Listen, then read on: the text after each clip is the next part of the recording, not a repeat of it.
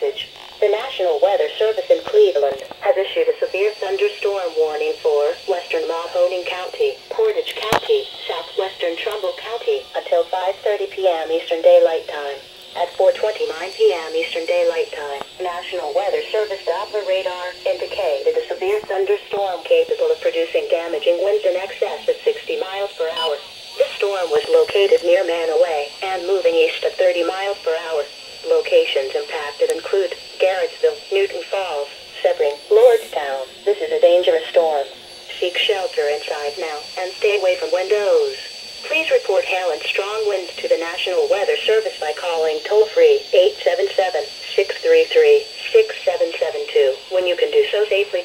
Repeating, a severe thunderstorm warning has been issued until 5:30 p.m. Eastern Daylight Time for the following counties in Ohio: Mahoning, Portage, and Trumbull.